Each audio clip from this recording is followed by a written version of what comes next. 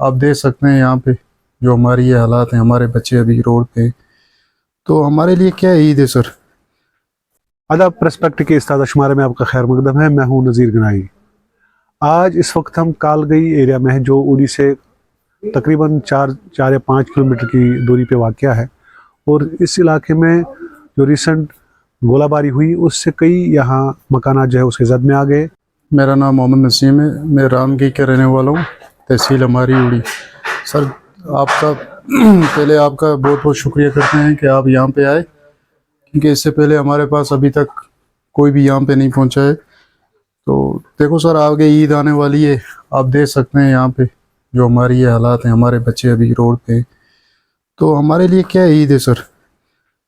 तो डेट याद है कि परसों ईद है, लेकिन आप देख सकते हैं सर हमारे हालात क्या हैं। बच्चे हमारे अभी रोड पे हैं, लेकिन हमारे लिए कौन सी ईद है। लेकिन गवर्नमेंट ने अभी तक हमारे लिए कुछ सोचा नहीं है। तो ये देखिए आप, हमारे ये कोई भी चीज़ बची नहीं।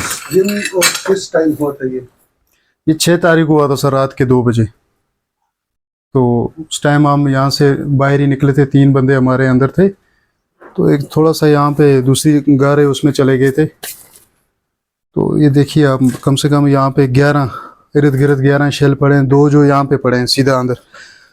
तो ये सब कुछ ख़त्म हो गया है सर। ये देखो, जैसे ये पेलेंग वेलेंग ये पड़ी है चीज़ें, बर्तन है, कोई भी चीज़ नहीं है हमारे पास।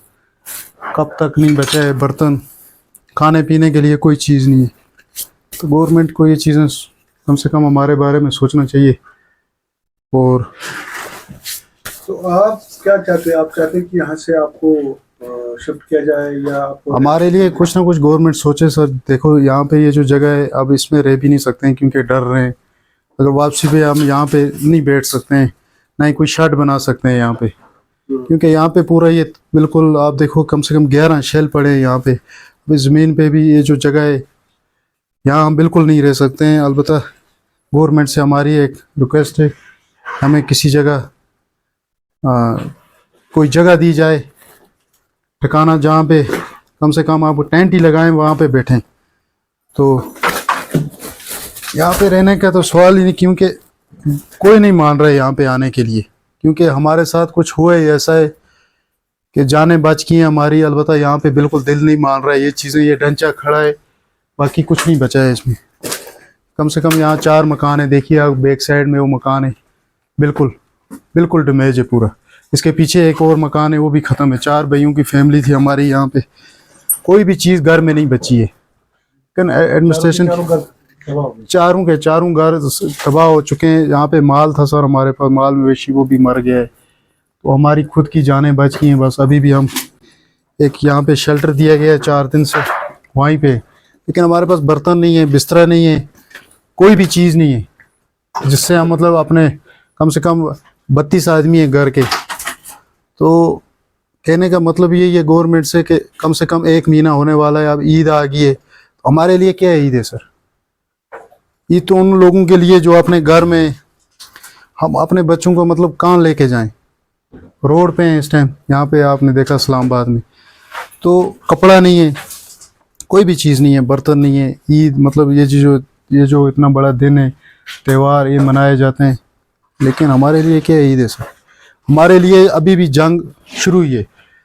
न्यूज़ में देखते थे गाज़ा में ये हो रहा है ये चीज़ें, लेकिन हमने अपनी आंखों से देखा कि क्या हो रहा है यहाँ। लेकिन गवर्नमेंट को अभी तक कोई भी मतलब बात नहीं आ रही है, या हमें कुछ किसी ने सहारा नहीं दिया। आपके साथ क्या होगा, क्या करेंगे, आप कहाँ रह रहे हो, बच्चे कहाँ हैं आपके, या आप क्या खा रहे हो। तो उससे ज़्यादा क्या बोल सकते। मीडिया वाले आए लेकिन हमने नहीं देखा, नहीं दिखाया उन्होंने। तो बड़ी अफसोस की बात है, कम से कम हम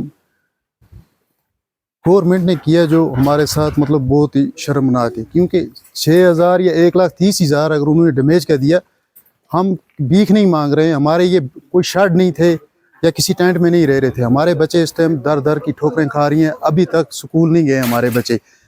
तो मॉक ड्रिल हो रही हैं, ये चीज़ें दिखाई जाती हैं, लेकिन हम लोग कहाँ जाएं। ट्रेन के दे रही हैं लोगों को, लेकिन एडमिनिस्ट्रेशन की वजह से यहाँ पे कोई भी नहीं आया, ना हमें कोई चीज़ मिली। 4 दिन से एसडीएम साहब के पास जा रहे हैं हम। वो बोल रहे हैं कल आना परसों आना, वो भी पहले ट्रेनिंग पे थे। क्योंकि हम यहाँ हकदार नहीं है। इस टाइम हम एक ही चीज़ बोल रहे हैं, या तो गवर्नमेंट हमें बता दे हमारे से नहीं हो सकता है कुछ, या तो हम दरिया में छलांग लगा देंगे बच्चों को लेके, अगर नहीं हो सकता है। क्योंकि हम कहाँ जाएं, इसी के मुल्क के रहने वाले हैं हम, बाकी हम जा कहाँ सकते हैं सर। हमारे पेड़ मकान जो चीज़ें, ये चीज़ें, ये जो ज़मीन है, इस पे नहीं रह सकते हैं हम। लेकिन हमें उल्लू बनाया जाता है, जहाँ भी जाते हैं सर आज आना कल आना। क्यों? आखिर हमने क्या गुनाह किया है? किसके पास जाएं हम? कोई नहीं सुन रहा है हमारी।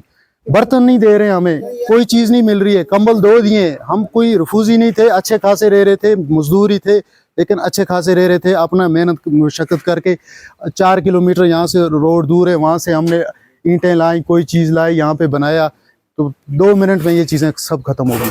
इस वक्त हमें खाने के लिए कुछ नहीं है, पहनने के लिए कपड़े नहीं है। हमसायों ने दिए, गांव में जो लोग थे। कल एक बंदे के पास गया मैं, उसने मुझे एक पैंट और शर्ट लेके दी।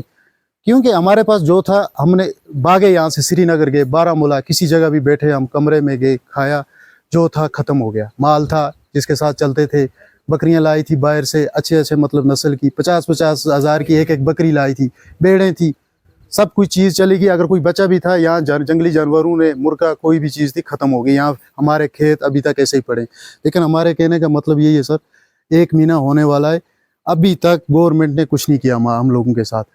6,500 या 1 लाख रुपया देने से ये हमारा कुछ नहीं हो सकता है। क्योंकि हमारा दिन का खर्चा 15,000 10,000 है दिन का खर्चा। क्योंकि हमारी फैमिली बड़ी है, बाहर हम नहीं रह सकते हैं। 4 दिन से हमें शेल्टर मिला है, उसमें पानी नहीं है, कोई चीज़ नहीं है। लेकिन हम इस वक्त खुदकुशी करने के लिए मजबूर हैं हम, बस। बाकी हम कुछ नहीं कह सकते। कम से कम अगर यहाँ पे कोई भी नहीं आता, एडमिनिस्ट्रेशन का एक ही बंदा आता, देखता है यार इनका क्या हुआ है, किसी को फोटो जाके दिखाएंगे, वो बोलते हैं चलो कल आना।